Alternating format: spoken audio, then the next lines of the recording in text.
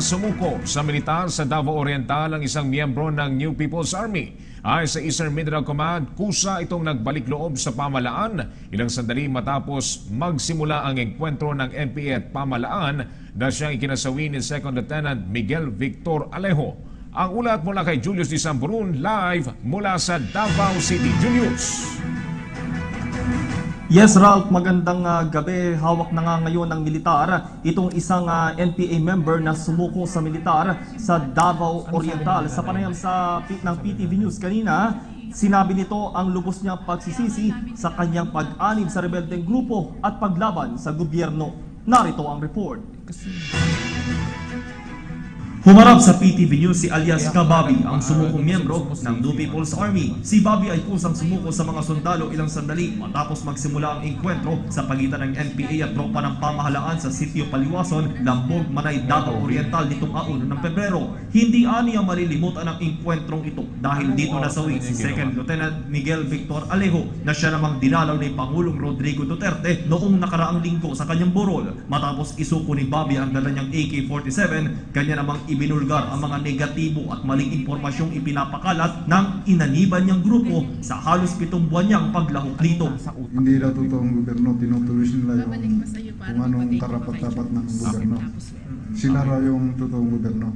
Sa ngayon, nalaman ko na hindi pala totoo na pumako tayong sundalo, hindi pala mga derdugo yan. Tinutuwis din pala yung leon.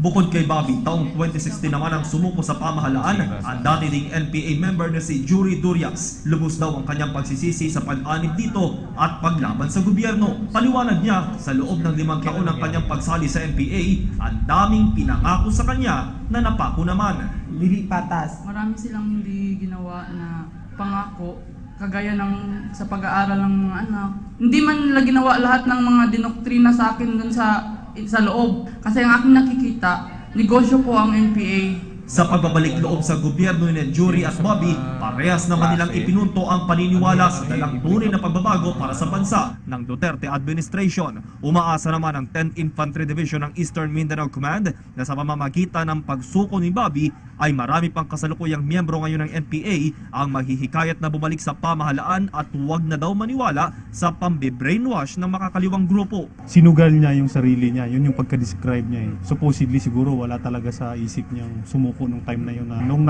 nakasalubong niya na yung tropa, no choice na siya kundi isubmit yung sarili niya. Itinaas niya na yung kamay niya at sumuko na siya. Ang banggit sa kanila sa loob ay kapag kasumuko ka sa militar ay bubugbugin ka or either papatayin ka na hindi na napatunayan niyang hindi naman pala gagawin ng militar sa kanya. Marami pong programang naghihintay sa kanila kagaya ng Comprehensive Local Integration Program.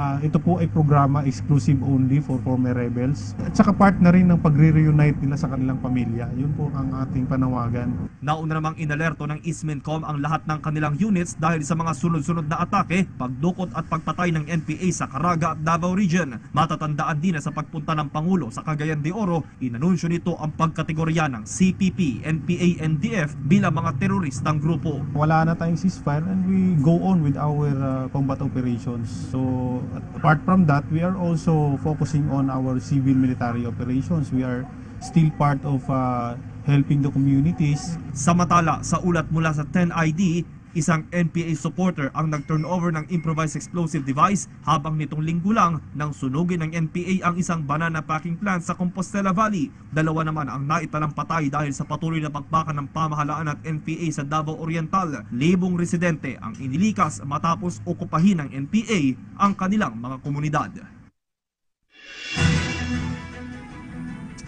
Yan ang pinakahuling report live mula sa Davao City para sa PTV News. Julius Disamburon.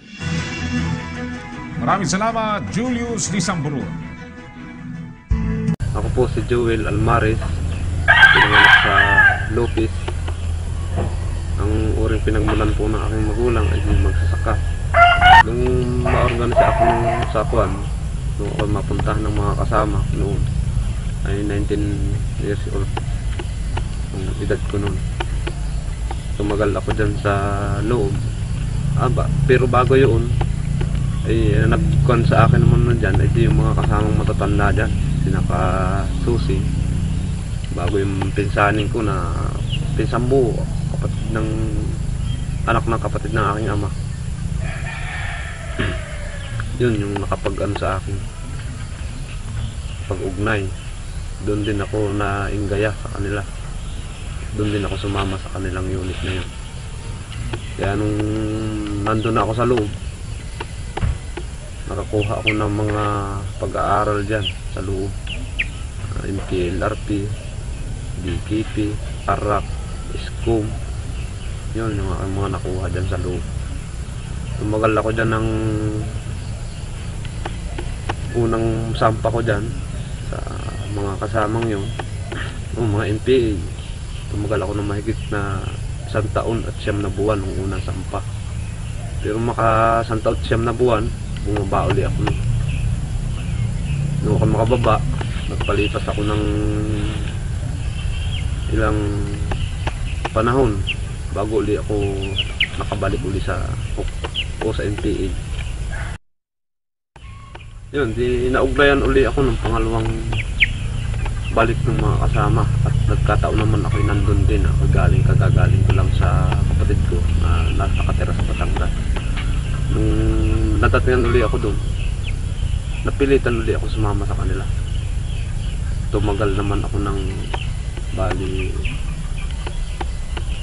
2 taon higit, kulang-kulang 3. 2 taon at 11 buwan naman. Kaya yung pagbalik nila uli ko sa hukbo, yun, sabi nila, edi ako daw malakas, makakatulong bilang isang kabataan para sa pagtatagumpay ng revolusyon at pagpapalakas ng bagong hukbong bayan, sabi nila. Pero sa kabila nun, hindi pa rin ako napilitan pa rin akong bumaba, mag-awol uli yung panahon na yun. Kaya nung natagalan ako niya sa baba, umabot ako ng 2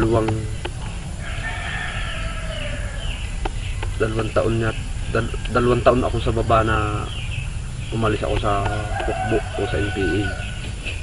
Kaya ako makabalik na uli nito ng 2011, 9 na buwan uli ako nagtuloy-tuloy. Nahikayat uli ako nila, nadaanan uli ako ng mga dati kong kasama. Kaya napilitan na naman akong isama. Di umano, hindi ako magdadala ng baril nila. Dating diyan, nung pagkasakasama na nila, yun, hanggang sa pauli-uli kami diyan sa nasasakupan ng Lupis. Nag-uugnay kami ng malawak na bayan, yan. Hanggang sa kahulihan ay di nahuli na kami nung na-encounter kami ng panahon yan. Hanggang sa kami nakuha nila. Hanggang yung manghingi ng mga pinansyal sa mga civilian, ang mga magsasaka. Manghingi ng mga bigas, pera sa may mga negosyo o sa may malalawak na lupain. Nung ako'y nasa Kilusan pa, yan, naranasan ko yung pagod, gutom, at saka yung mapuyat. Saka ang pinakahuli doon, yung mga encounter, diyan ko naranasan. Kaya yun, hanggang sa patuloy yung mga pag-ano sa mga civilian, pagtalakayan. Pero bagupat ako nakikipagtalakayan, hindi ko lahat nakakuha yung mga napag-aralan ko sa revolusyon na sinasabing pulang paaralan. Hindi ko ganong kabilis na nagagagap yung mga pinag-aaralan dyan. At kami ako naman, particular sa akin, hindi tapos ako sa pinag-aralan ko sa Burgos na paaralan. Ang inabot ng pagpasok ko dyan, ng grade 5 lang. Palak na sublinder dahil sa doktrina ng hukbo kung ng NPA na kami ay papatayin, di umano ng mga sundalo. Tunayan, nung kami nandito napatalang na kami dito ng panahon kami ay nakapsyo sa galing sa pagka-encounter na di umano ay di papatayin kami. Dito namin napatunayan na hindi pala totoo yung mga sinasabi ng mga NPA na di umano papatayin kami ng mga sundalo. Nung mula na kayo dumating dito, makapsyo kami, nanumpa na kami dito na talagang hindi na kami babalik doon sa Kilusan dahil sa mga naranasan namin sa mula na kay Manumpa na dito sa hindi na talaga ako babalik dito sa Kilusan dahil sa hirap na aming pinagdaanan. Kumbaga, doon ko na nadanas na talagang mahirap ang magsakripisyo diyan sa revolusyon dahil sa walang patutunguhan at walang katotohanan ang kanilang mga sinasabi. Nagpapasalamat ako sa ating pamahalaan na binigyan kami ng bagong buhay at pag-asa sa mga kabataan. Sana huwag din kayong pagpadalos-dalos para hindi matulad kayo sa nanaligaw ng landa. Maraming salamat po sa 85th Infantry Battalion. Sana marami pang matulungan kayong katulad.